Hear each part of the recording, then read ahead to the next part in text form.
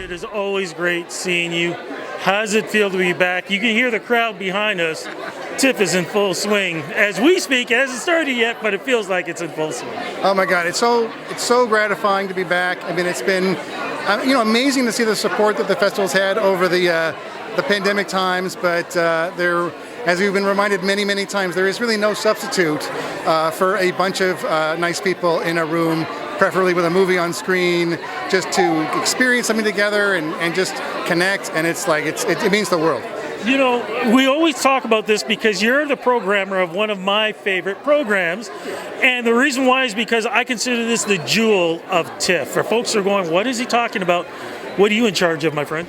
I'm in charge of Shortcuts, so we look at, me and my team look at thousands of movies every year, because I mean we really have this kind of plum position, and we face this sort of kind of a problem of abundance, which is we just have we get to see all of the up and comers, all of the new emerging talent, films from places we've maybe never seen work before. It's a huge array of stuff, but this is sort of something that makes it very exciting, but also a big challenge because you're kind of having to cover a very, very large waterfront. But every year we kind of go out and find the films that we think are the most exciting, compelling, and also very different from each other. So that's something that's always been a big part of doing Shortcuts, is getting a really kind of a whole festival in this really these sort of tight, sort of bite-sized pieces, although sometimes they're more like prime rib as far as we're concerned. Okay, how is it broken up though? So this year we have 6 programs.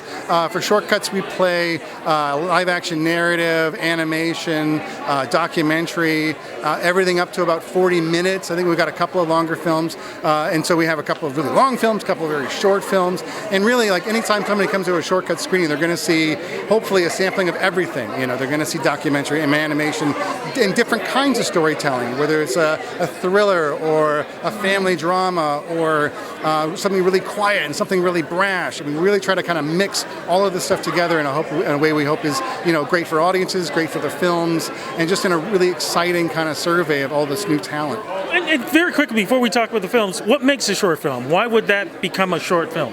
You know what? Sometimes it's like asking a writer, why is this a novel, or why is this a short story, why is this a poem? And I think it's sort of it's always about kind of what the work requires, or what the idea requires, what the emotion requires. And so, we get stuff that can feel just one sort of perfect little vignette that's just going to last exactly how long it's going to last. And then you get other stuff which is a whole, like I said, this sort of prime rib. It's a novel's worth an epic movie's worth of stuff that somehow all condensed to 15 minutes. So it's really this kind of form that's really elastic and really kind of, I think, very adaptive to whatever a filmmaker wants to do, which is why you have lots of new filmmakers who are sort of experimenting that, where they're kind of finding their feet and finding their voices, but you also have really amazing, mature, seasoned, feature directors, and we certainly have some of those this year. Even in the Canadian selection, we've got Matthew Rankin with a new film, and he had a great success a couple of years ago with the 20th Century. He's back with a film that I think is 6 minutes, and it's sort of back to his shorts roots. So we get both kinds. There's certainly a lot of emerging talent that is sort of developing and getting ready to make a feature, perhaps,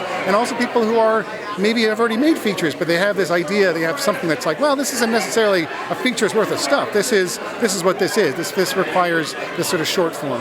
Okay, so what are the films? I mean, they're all great, but what are some that you can throw out at us that we can say, hey, let's go check this out? Well, one that comes to mind, Carol Nguyen's new film, Nanatic. She's a filmmaker from Toronto who had a great success with us a couple of years ago with a documentary called No Crying at the Dinner Table.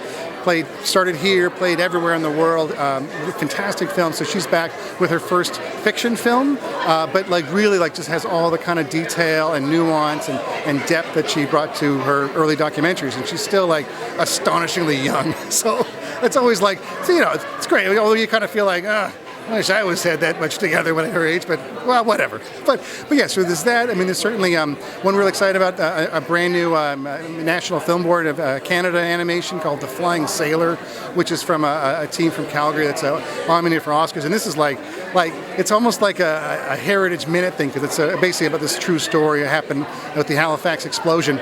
And basically, it's this incredible but true story. But it's like probably the most spectacular thing we have, just in terms of like the sort of audio visual impact. So I mean, that's just two things. I mean, there's another amazing film and a documentary about sort of a really innovative approach to sort of dealing with sort of the aftermath of gun violence in Toronto. Quiet Minds, Silent Streets by Karen Chapman. Really excited about that one too.